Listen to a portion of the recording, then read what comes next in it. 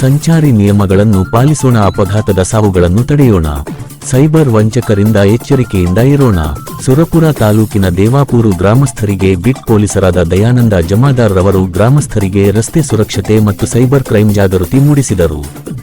ದೇವಪುರ್ ಗ್ರಾಮವು ಬೀದರ್ ಶ್ರೀರಂಗಪಟ್ಟಣ ರಾಷ್ಟ್ರೀಯ ಹೆದ್ದಾರಿ ಮೇಲೆ ಇದ್ದು ರಸ್ತೆಯ ಎಡಬದಿ ದಾಟುವಾಗ ಮತ್ತು ರಸ್ತೆಯಲ್ಲಿ ಸಂಚರಿಸುವಾಗ ಗ್ರಾಮಸ್ಥರು ಮುನ್ನೆಚ್ಚರಿಕೆ ವಹಿಸಬೇಕು.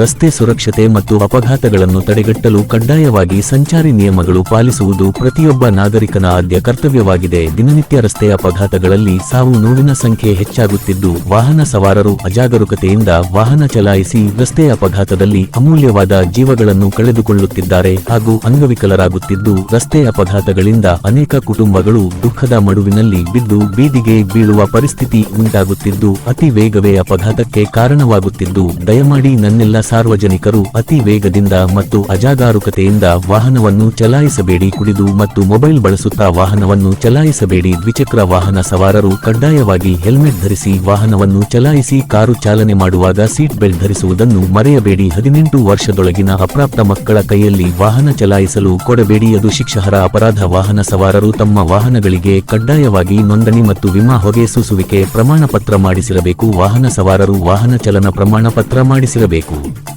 ರಸ್ತೆಯಲ್ಲಿ ವಾಹನ ಚಲಾಯಿಸುವಾಗ ಸಂಚಾರಿ ಸೂಚನಾ ಫಲಕಗಳನ್ನಾಧರಿಸಿ ವಾಹನವನ್ನು ಚಲಾಯಿಸಬೇಕು. ರಸ್ತೆಯಲ್ಲಿ ನೀವು ಮಾಡುವ ಪ್ರತಿ ನಿರ್ಧಾರವು ಮನೆಯಲ್ಲಿ ನಿಮಗಾಗಿ ಕಾಯುತ್ತಿರುವ ಭವಿಷ್ಯವನ್ನು ನಿರ್ಧರಿಸುತ್ತದೆ. ನಿಮ್ಮ ಸುರಕ್ಷತೆ ನಿಮ್ಮ ಮೊದಲ ಆದ್ಯತೆಯಾಗಿರಲಿ. ನಿಮ್ಮ ಸುರಕ್ಷತೆ ನಿಮ್ಮ ಕುಟುಂಬದ ಸುರಕ್ಷತೆ. ನಾವೆಲ್ಲರೂ ಸಂಚಾರಿ ನಿಯಮಗಳನ್ನು ಪಾಲಿಸೋಣ, ಅಪಘಾತಗಳನ್ನು ತಡೆಯೋಣ.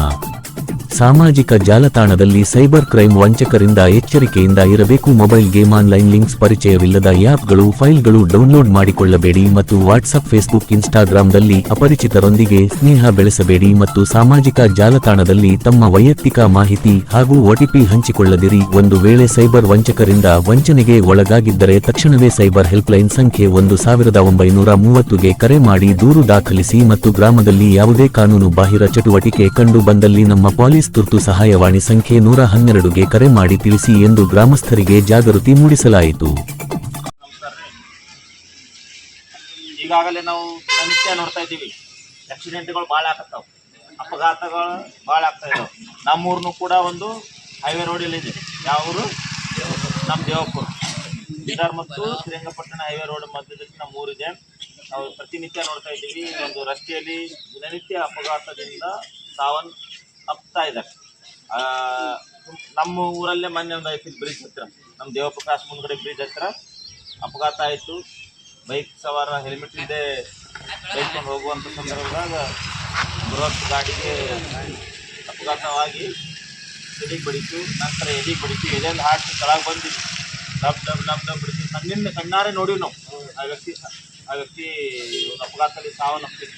ದಯಮಾಡಿ ನನ್ನೆಲ್ಲ ಗ್ರಾಮಸ್ಥರು ಏನು ಮಾಡಬೇಕಪ್ಪ ಅಂದ್ರೆ, ದ್ವಿಚಕ್ರ ವಾಹನ ಸವಾರರು ಮಾಡುವಾಗ ಏನಪ್ಪ, ನಾವು ಬೈಕ್ನಾಗ ಹೋಗುವಾಗ ಕಡ್ಡಾಯವಾಗಿ ಹೆಲ್ಮೆಟ್ ಬಳಸ್ಬೇಕು. ಈ ಹೆಲ್ಮೆಟ್ ನಮ್ದು ಏನಪ್ಪ ಅಂದ್ರೆ ಜೀವ ರಕ್ಷಕ. ಈ ಒಂದು ಹೆಲ್ಮೆಟ್ ಹಾಕೊಂಡೇವಪ್ಪ ಅಂದ್ರೆ ಅಪಘಾತ ಆಯಿತು ಅಥವಾ ಗಾಡಿ ಸ್ಪೀಡ್ ಆಯಿತು, ವಾಹನ ಏನಾದರೂ ಎದುರುಗಡೆಯಿಂದ ಬಂದು ನಮ್ಗೆ ಏನಾದರೂ ಅಪಘಾತ ಮಾಡಿದ್ರೆ ಆದ್ರೆ, ನಾವು ಹೆಲ್ಮೆಟ್ ಹಾಕೊಂಡಿದ್ದೆ ಆದ್ರೆ ನಮ್ಮ ಬೈಕ್ ಏನಾದ್ರು ಕೆಳಗೆ ಬಿದ್ದು ನಾವು ಕೆಳಗೆ ಬಿದ್ದೇವೆ ಅಂದ್ರೆ, ನಾವು ಬಿದ್ದಾಗ ಏನು ಮಾಡ್ತೀವಪ್ಪ ಅಂದ್ರೆ ಹೆಲ್ಮೆಟ್ ನಮ್ಮ ತಲೆಯನ್ನು ರಕ್ಷಣೆ ಮಾಡ್ತದೆ. ನಮ್ಮ ತಲೆ ರಕ್ಷಣೆ ಮಾಡ್ತದೆ. ಒಂದು ವೇಳೆ ಹೆಲ್ಮೆಟ್ ಇಲ್ಲದೆ ನಾವು ಬಿದ್ದೇವಪ್ಪ ಅಂದ್ರೆ ತಲೆಯಾಗಿ ಬಿಡ್ತದೆ. ತಲೆಯಾಗಿ ಬಿಟ್ಟಿರ್ತಕ್ಕಂಥ ಮಿದುಳು ಸತ್ತು ಹೋಗ್ಬಿಡ್ತದೆ, ಡೆಡ್ ಆಗಿಬಿಡ್ತದೆ. ಸತ್ತು ಹೋಗ್ತಂದ್ರೆ ಎಲ್ಲ ದೇಹದಲ್ಲಿ ಹಾರ್ಟ್ ಜೀವಂತ ಇರ್ತದೆ, ಕಿಡ್ನಿ ಜೀವಂತ ಇರ್ತದೆ, ಲಿವರ್ ಜೀವಂತ ಇರ್ತದೆ, ಎಲ್ಲ ನರನಾಡಿಗಳೆಲ್ಲ ಜೀವಂತ ಇರ್ತದೆ. ಮತ್ತೆ ಉಸಿರಾಟ ಇರ್ತದೆ, ಮತ್ತೆ ಹೋಗ್ತಿಲ್ಲ, ಯಾಕಂದರೆ ಬ್ರೈನ್ ಡೆಡ್ ಆಗಿರ್ತದೆ. ದಯಮಾಡಿ ನನ್ನೆಲ್ಲ ಗ್ರಾಮಸ್ಥರು ಏನು ಮಾಡಬೇಕಪ್ಪ ಅಂದರೆ, ಕಡ್ಡಾಯವಾಗಿ ವಾಹನ ಚಾಲನೆ ಮಾಡುವಾಗ ಹೆಲ್ಮೆಟನ್ನು ಬಳಸಬೇಕು. ನಮ್ಮ ವಾಹನಕ್ಕೆ ಕಡ್ಡಾಯವಾಗಿ ನೋಂದಣಿ ಮಾಡಿಸ್ಬೇಕು. ವಾಹನಕ್ಕೆ ಇನ್ಶೂರೆನ್ಸ್ ಮಾಡಿಸ್ಬೇಕು, ವಿಮಾ.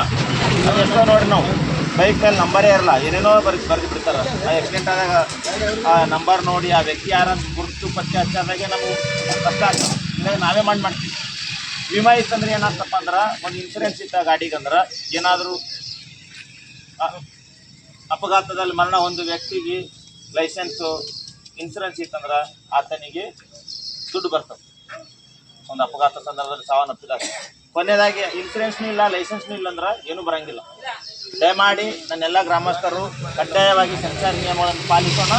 ಅಪಘಾತದ ಪ್ರಾಣಾಪಾಯದಿಂದ ಪಾರಾಗೋಣ. ಈ ಒಂದು ರಸ್ತೆ ಬದಿಯಲ್ಲಿ ನಾವು ಹೋಗುವಾಗ ಬೃಹತ್ ಬಸ್ ಗಾಡಿಗಳು ಬರ್ತಾವೆ, ಬಸ್ ಬರ್ತಾವೆ, ಲಾರಿ ಬರ್ತಾವೆ, ಸ್ಪೀಡಾಗಿ ಬರ್ತಾ ಇರ್ತಾವೆ. ಆ ಸಂದರ್ಭ ನಾವು ಎಡಬಲ ನೋಡಿ ಈ ಒಂದು ರಸ್ತೆಯನ್ನು ದಾಟಬೇಕು. ನಮ್ಮ ಮಕ್ಕಳಿಗೆ ಹೇಳ್ಬೇಕು, ಮಹಿಳೆಯರಿಗೆ ಹೇಳ್ಬೇಕು. ಒಂದು ವೇಳೆ ನಾವು ಏನಾದರೂ ಯಾವುದೋ ಒಂದು ಜಾನ ಬಂದ